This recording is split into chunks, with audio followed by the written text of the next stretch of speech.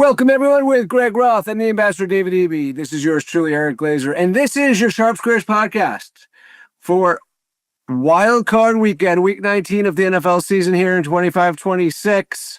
Our last week of the season, our Sharps probably had their best week of the season, 62.7% against the number, 32-19 to be exact. I don't know what happened with our pick five. We only went 3-2. I guess that's not terrible. 3-2-1, which was most important to Greg and me. We went 2-1, earning 4 of 6 points. We were in 7th place, which is in the money in our pool. And the only team that could catch us had the Ravens as their 2-point game. You could do the math. It was a hell of a way to go. All right. We have a lot to cover here. I want to give you some regular season sort of summarization stats, as a lot of you ask for. So for the season, our Sharps 49%. Pick five, we were at 50%. 3-2-1, we were at 56%. When we started the season, after 3 weeks, we were 7-13 in medal games. We were 6-18 in 3-2-1. We were 4-11 in pick five. So it was a really rough start. And then we got hot. After week 3, changed the algorithm, and I think our Sharps got better. 56% on the medal game, 60% on pick 5, 63% on 3-2-1. So not a great season, but, well, last year was worse. So I think it's our second worst season, which wasn't terrible. Here we go. I'm going to give you guys our all squares team and our all Sharps team for this season, with a minimum of 24 picks given out on the shows that we follow using the lines that we use for our pools. This is their record for side picks. So first, our all squared team for 2025-26, minimum of 24 picks. Mike Renner, CBS Sports, 43.3%. Kelly Storr, Kelly in Vegas, 41.9%. Chris Trayvon at 40.7%, and leading the way for all square, Gil Alexander, 40.4%. The favorites pod, incidentally, was at 38.9%, but they only had 18 picks, so they failed to qualify for our all worst sort of garbage picks of the season. On the bright side, our all Sharps team, minimum 24 picks. Fabian Summa, as you may know him, 56.3%. Marco D'Angelo, 56.3%. Stuckey, 56.6%. And leading the way, as he often does, Adam Chernoff, 59.6%. The Covers podcast, 62.5%, but only had 16 picks. So there you have it. I will tell you, have been over 500 in the playoffs since 2021. I should have said that out loud. Some seasons better than others. This is usually a pretty successful round. We are usually led the correct way by the Sharps. And so this will be a really interesting week, as you're about to hear. So, from Phoenix, Arizona, where he just got to see his Hurricanes in one of the most exciting college football games I've ever watched. He got to see it live with a bunch of his degenerates. Everyone's favorite fellow degenerate, the Greg Roth.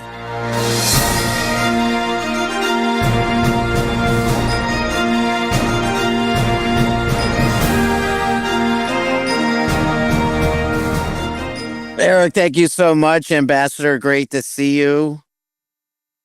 First week of playoff games. Very exciting. It's really the best week of the year. Thursday, Friday for 2 college football semifinals. Saturday, Sunday, Monday. I mean, you can't ask for more. Except for 5 medal games. 5. There's only 6 games, and 5 of them medaled. I know I'm not supposed to ask questions I don't know the answer to, Eric, but that has to be a Sharp Squares playoff record of 5 out of 6 medal games. Usually during the playoff season, especially as we get later, the conference championships, the Super Bowl, Sharps start taking props and sides. We don't have as many picks. 5 out of 6. I was shocked when I saw those results. Yeah, I mean, we obviously have a much smaller denominator, so the equation gets easily influenced. And I just think there's a little bit too much consensus for my liking, but you got to tell us about it, right? Not only are there 5 medal games, four of those games are gold. We haven't gold in weeks. None of them are silver. There is a bronze game.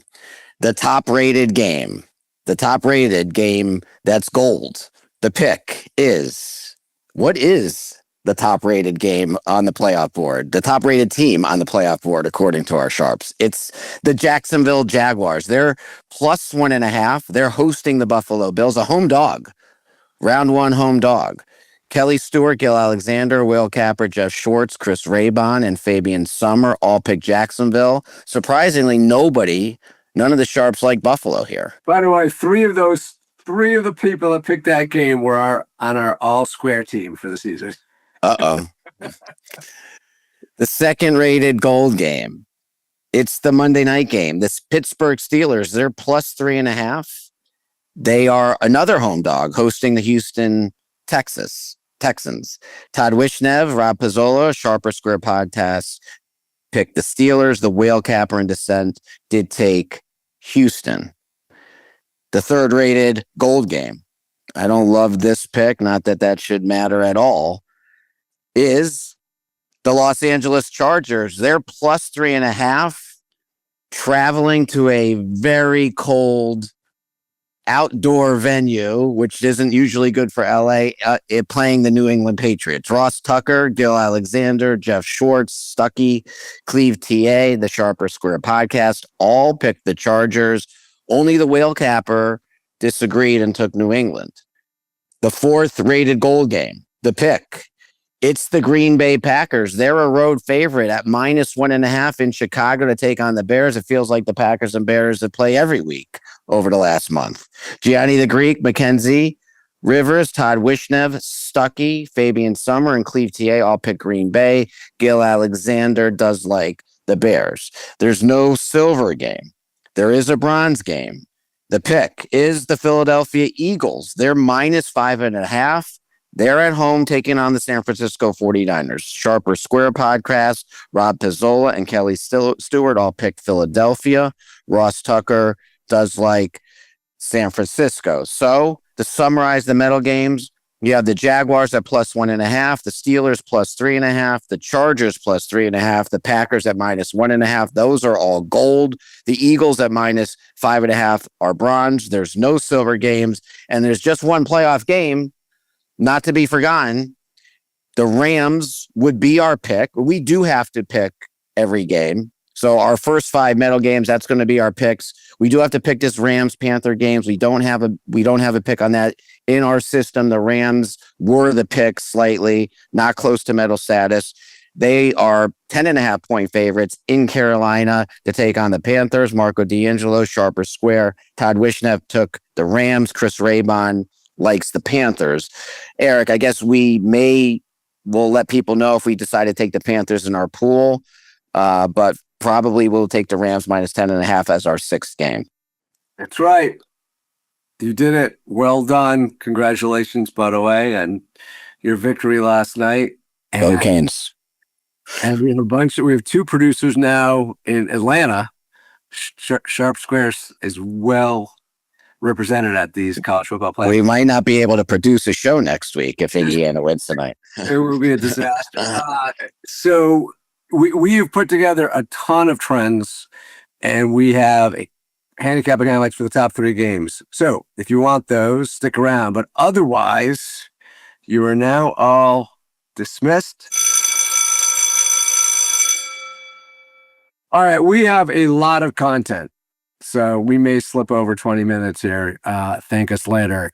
Take it away, Mr. Ambassador. Thank you, Eric. I'll try to talk fast. Our first trend has to do with quarterbacks making their first NFL playoff start versus quarterbacks who have playoff experience. Quarterbacks making their first NFL playoff start are 20-40 straight up and just 20-39-1 against the spread since 2002 per Evan Abrams. He's at Evan H. Abrams. Quarterbacks making their playoff debut in this wild card round this year. Bryce Young versus the Rams, Caleb Williams versus the Packers, and Drake May versus the Chargers.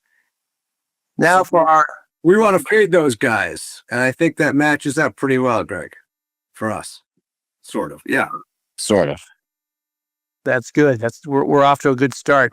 Now for our Sharp Squares weather report from @Covers. In the last 10 years, teams that play in a dome are 1-14 straight up on the road in the playoffs when the temperature is below 40 degrees Fahrenheit.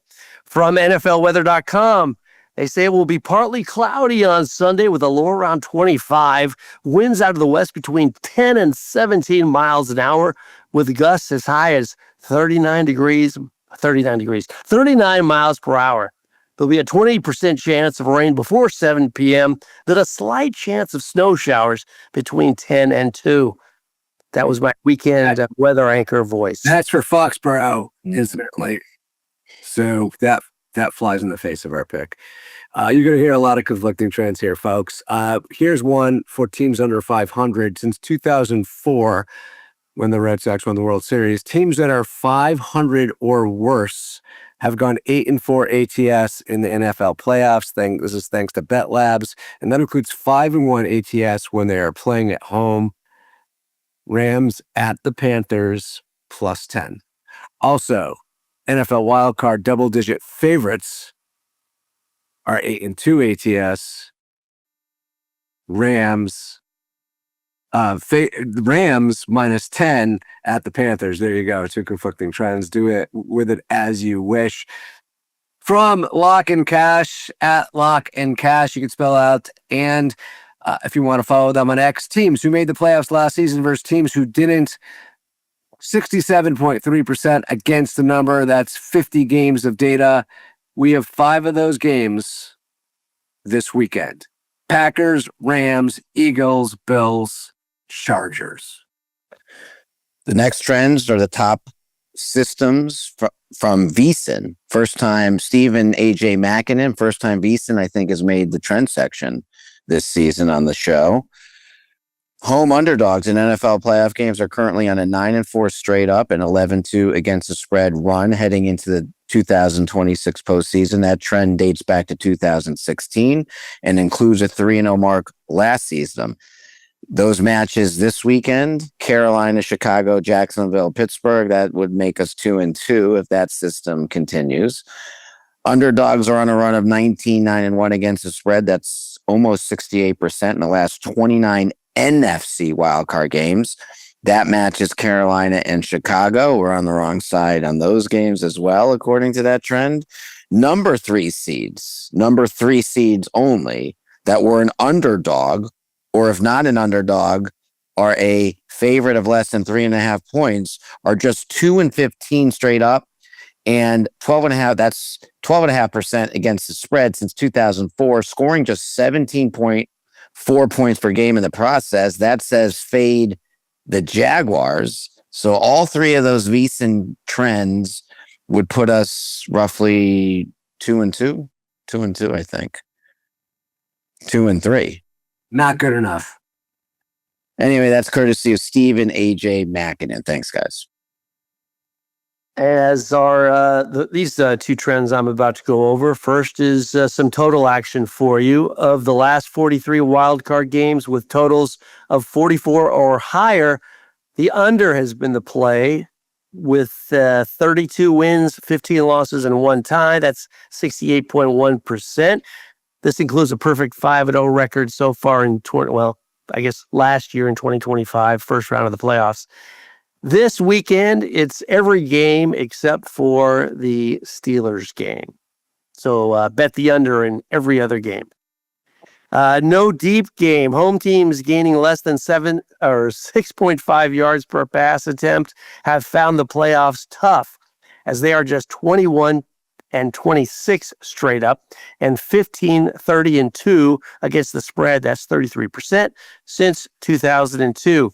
So you'll want to fade Carolina against the Rams. Of course, we've got about 5 trends going Carolina's way, 5 trends going the Rams' way. So do with that what you will. I'm going to do that under thing, though. I think that's what I'm going to do. We start just playing all those unders. You gotta win at least 3 of them, right? All these trends, again, are from VSiN, Steve, and AJ Mackinnon. Home teams seem to have definitively regained the edge in this round in recent years, particularly on point spreads, going 19-5 straight up and 16-8 against the spread. That's 66.7% over the last 4 seasons. That trend matches Carolina, Chicago, Jacksonville, Philadelphia, New England, Pittsburgh. Opposite, NFL teams that lost, scored 7 points or fewer, and had 10 or fewer first downs in the game have performed admirably as underdogs in the next contest. 23-42 straight up, but 42-23 against the spread. That's almost 65% over the last decade plus. That matches the 49ers at Philadelphia. I don't think any of this is helping us. All right, here we go. It's confusing us is what it's doing. 3 gold games we've broken down for you, thanks to the production team, Patrick McCollin, and everyone else behind the scenes. We're going to do the first game, Jacksonville Jaguars plus 1.5, hosting Buffalo Bills. All right. First, Jacksonville is rated equal or better than Buffalo by most of the sharps covering this game. Chris Raybon, Gil Alexander, Fabian Summer, and Jeff Schwartz all say that Jacksonville grades at least as strong as Buffalo on full team metrics, despite the market perception favoring one Josh Allen. Multiple sharps note that they were surprised Buffalo opened as a favorite, with Gil Alexander stating that he expected Jacksonville to be the small favorite of 1 or 1.5. So the consensus view is the line reflects brand bias, not current team quality.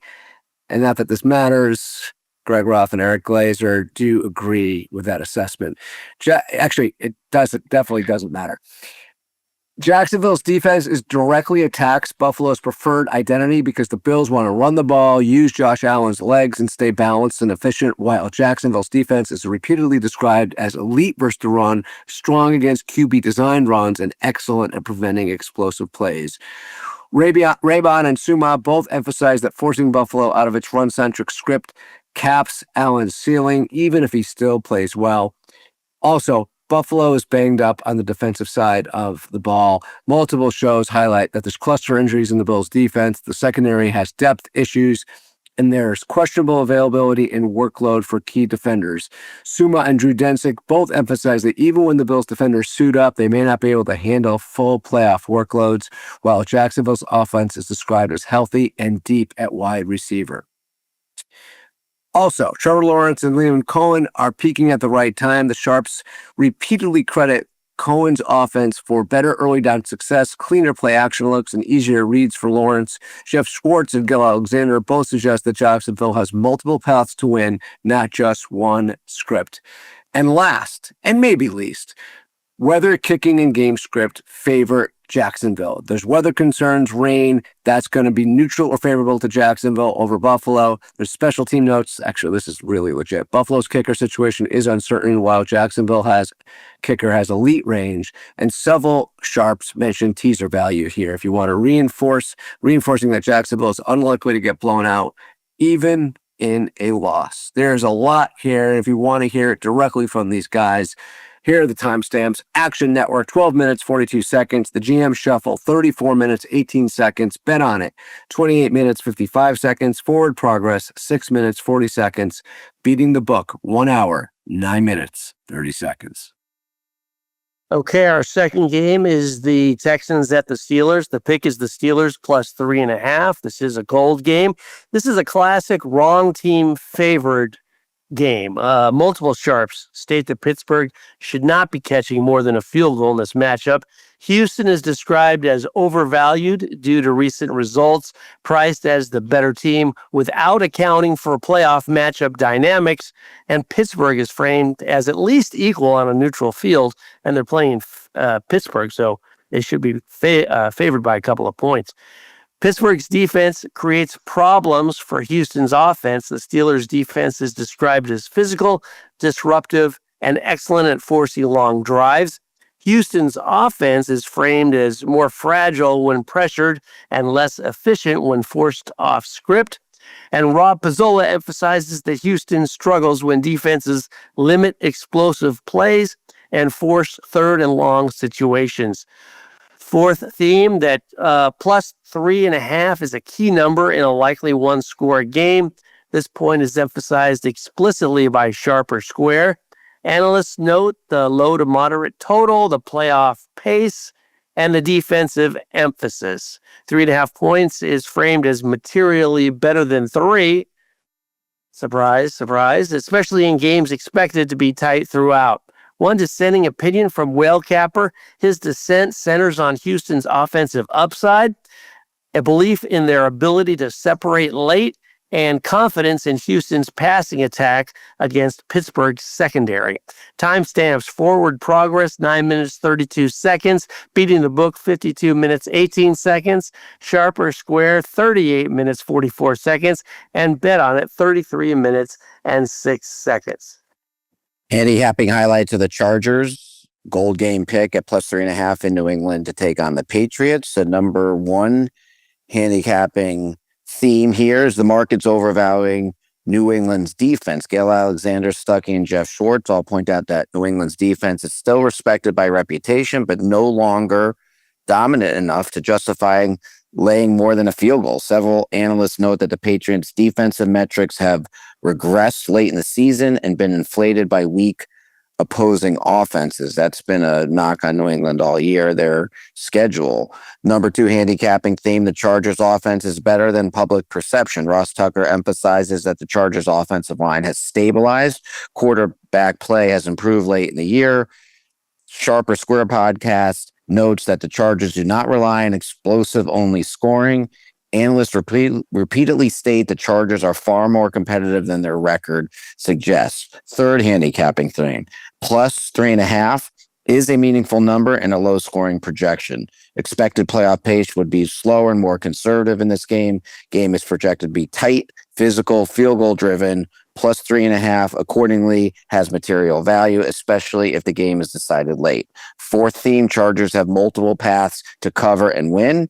They can win outright if New England stalls offensively. They could cover by controlling pace and field position. Jeff Schwartz specifically notes that the Chargers roster is built to survive playoff ugliness, not finesse shootouts. The Whale Capper did dissent. His opinion was based on trust in New England's defensive scheme, belief that the Patriots can force the Chargers into mistakes, and confidence in New England's ability to win tight playoff games. Timestamps: even money 18 minutes 40 seconds, beating the book 1 hour 2 minutes 55 seconds, GM Shuffle 27 minutes 30 seconds, Action Network 21 minutes 48 seconds, Sharp or Square podcast 35 minutes 6 seconds, bet on it 31 minutes 22 seconds.